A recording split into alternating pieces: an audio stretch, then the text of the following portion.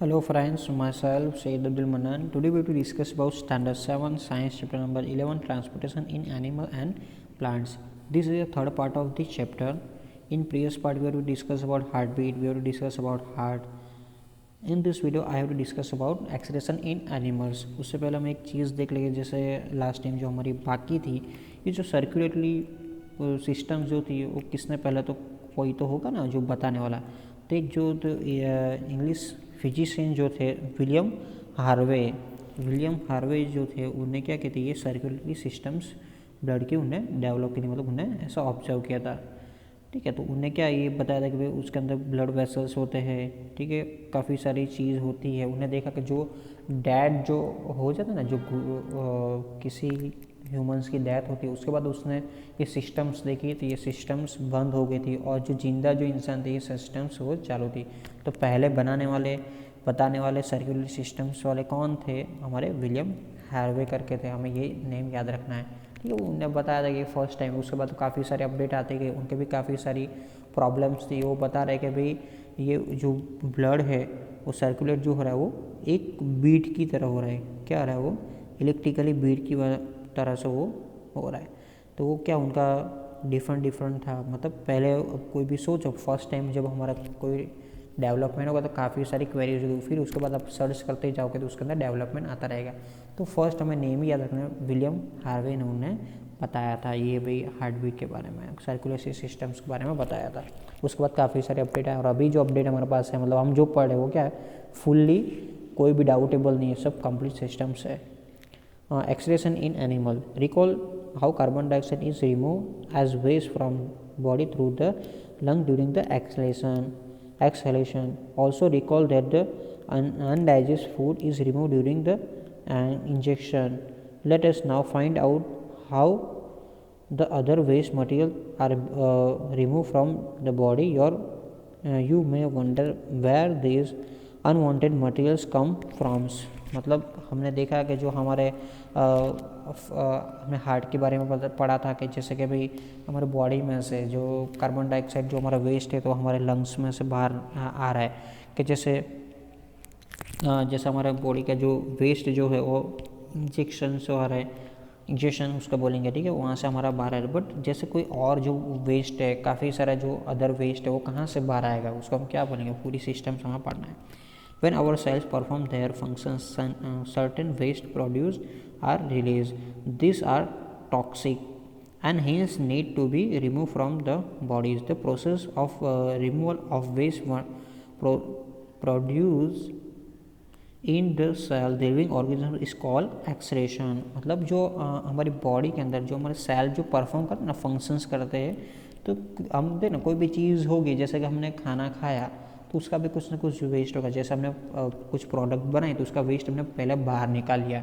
जैसे पैकिंग हम कभी कोई ईट करते तो पैकिंग का जो ऊपर वाला जो वेस्ट है, तो इस तरह के जो सेल्स में वेस्ट होते हैं तो उसको हम क्या बोलेंगे, टॉक्सिक बोलेंगे। और ये जो वेस्ट जो हमारी बॉडी में जो रहेंगे तो हमारी बॉडी को वेरी हार्मफुल है, तो उसको बाहर निकालना ज़रूरी है।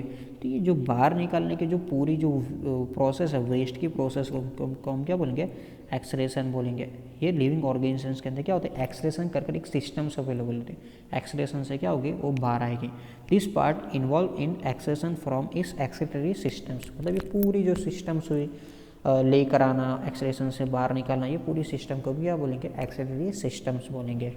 तो एक्सक्रीटरी सिस्टम्स इन ह्यूमंस के अंदर किस तरह से होती है, the waste which is present in the blood has to be remove from the body. How can be done, मतलब हमारी वेस्ट है, हमने बोला ना पूरे बॉडी के अंदर ब्लड ही सब कुछ लेकर जाता है, ऑक्सीजन है, फूड है, कार्बन डाइऑक्साइड है, वेस्ट है, सब कुछ वही लेकर जाता है, पहले ही हमने देखा।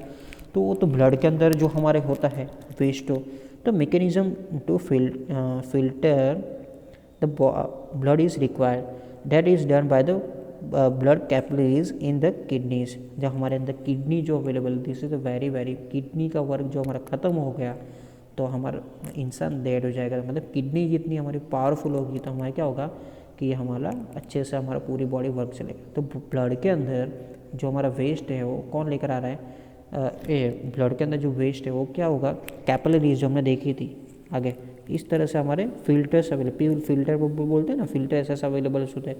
तो यहाँ से ब्लड जाएगा, ब्लड जाने से क्या होगा, यहाँ पर जो वेस्ट होगा वो क्या होगा, वो सेपरेट हो जाएगा, और सेपरेट कहाँ पर होगा, ये किडनी में होगा, this is a main part. तो किडनी के अंदर उसके अंदर क्या होता है, सेपरेट होता है। When the blood reaches to kidney is content both useful and harmful substance, मतलब जो हमारे बॉडी के अंदर 2 किडनी अवेलेबल होते हैं, उसके अंदर यूजफुल भी सब्सटेंस होते हैं और हार्मफुल भी अवेलेबल होते हैं। The useful substance are absorb back to the blood, the waste dissolve in water was remove as urine. और यूज़फुल जो सब्सटेंस है ब्लड में से, जो यूज़फुल है, जो चीज़ यूज़ वाली है, उसको लेकर वो पूरे ब्लड के अंदर वो वापस वो ट्रांसफ़र कर देगी। और हार्मफुल वाला और जो डाइजेस्ट जो रहेगा, जो वेस्ट जो रहेगा, वो वाटर के अंदर डिजोल्व कर क्या करेगी, यूरिन के थ्रू हमारी बाहर आ जाएगी, है ना। यूरिन के थ्रू हमारी क्या होगी, वो बाहर आ जाएगी।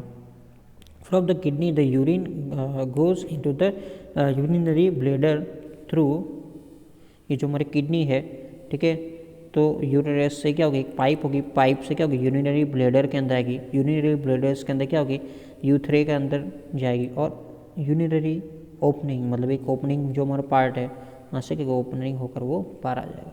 तो किडनी में से यूरिनरी ब्लैडर के अंदर जा रहा है, इन बिटवीन ये क्या अवेलेबल होता है, यूरेरस अवेलेबल होता है। पाइप लाइक जो स्ट्रक्चर है वो क्या लेकर आना, उसको यूरेरस बोलेंगे।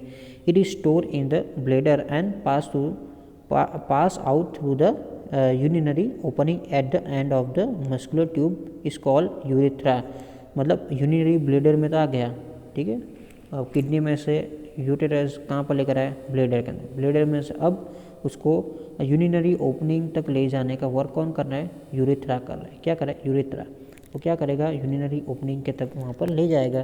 तो kidney, uterus, bladder and urethra from the excretory system, मतलब ये यूरिनरी ओपनिंग तक जाएगा और वहाँ से हमारा वेस्ट हमारा बाहर आ जाएगा। तो जो एक्सक्रीटरी सिस्टम्स के अंदर क्या देगा, किडनी, यूटेरस, है ना, यूटेरस, यूरिनरी ब्लैडर और यूरेथ्रा, ये सब क्या है उसके पार्ट अवेलेबल है। ये सब कुछ कंप्लीट वर्क करेंगे तो हमारी वेस्ट हमारा बाहर आ जाएगा। In adult human being normally pass through the 1 and 1.8 liter of urine in 24 hours. The urine consists 95% water and 2.5 urea and 2.5 other waste of product. अब नॉर्मली हेल्दी जो पर्सन, एडल्ट जो person होगा, उसके 1 day के अंदर 1 to 1.8 litre हमारा क्या होगा, यूरिन हमारा बाहर आएगा। उसमें 95% वाटर अवेलेबल होगा और उसमें 2.5 और 2.5% यूरिया और अदर वेस्ट प्रोडक्ट हमारा होगा। आप सोच सकते हो कि यूरिया हमारा कितना हार्मफुल है, जो हमारा मैनर है, हमारी कोई किसी फूड बनाने के लिए वो यूज़ करते हैं, है ना, जैसे फार्मर यूज़ करते हैं। We have all experience that we sweat on your hot summer day, the sweat contain water and salt. Bujo was seen sometimes in summer.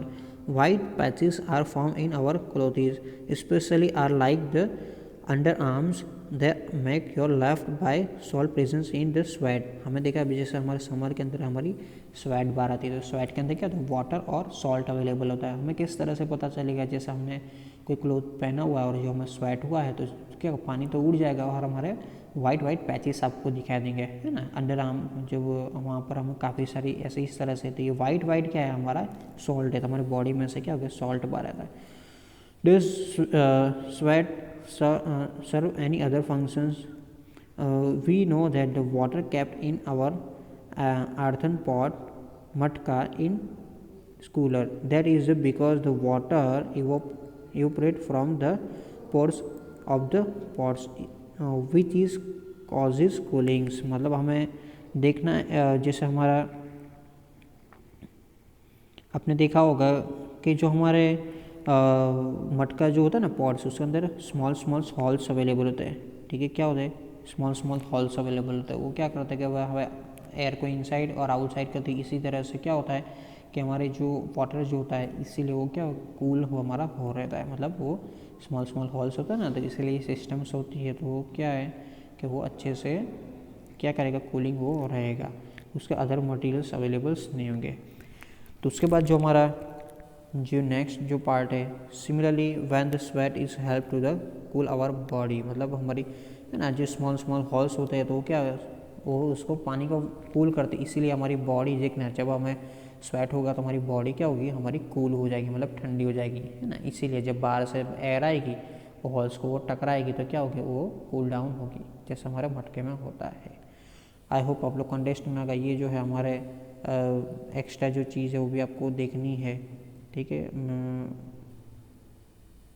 तो ऐसा हमने देखा कि जैसे हमारे ह्यूमंस के अंदर के जो हमारा वेस्ट जो है वो यूरिया के फॉर्म में होता है, बट सभी के अंदर डिफरेंट डिफरेंट होता है। जैसे यहाँ पर एक्स्ट्रा दिया हुआ the way in which waste chemical are remove from the body of the animal depend on the availability of water. किस तरह का वाटर अवेलेबल है उस तरह से क्या करते हो अपना वेस्ट बाहर निकालेंगे, क्योंकि वाटर है तो वाटर के अंदर काफ़ी सारी चीज़ें, अच्छा भी होता है गंदा भी होता है, काफ़ी सारी चीज़ें होती है, तो हमें तो पता नहीं चलता है। तो जिस तरह का वो वाटर टेक करेंगे इस तरह के वो क्या करेंगे वेस्ट बाहर निकालेंगे।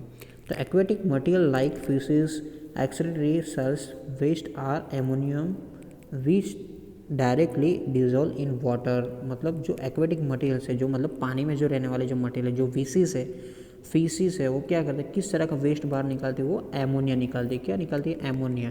वो एमोनिया कहाँ पर डायरेक्ट डिजोल्व हो जाएगा, वाटर के अंदर, वो जो है हमारा जो सी या लैंड वाला है। Some land animal like bird lizard snakes extract the semi solid white colour component uric acid. जैसे बर्ड है, लिजर्ड है, स्नैक है, वो क्या सेमी सॉलिड मतलब सॉलिड टाइप वाइट कलर का एक कंपाउंड होगा, उसको हम जब यूरिक एसिड बनाने के लिए क्या निकालते हैं, वो यूरिक एसिड निकाला। अब देखो एसिड एक्सीटरी का ये हमारे बॉडी में जो रहेगा तो क्या होगा, पूरी प्रॉब्लम होगी।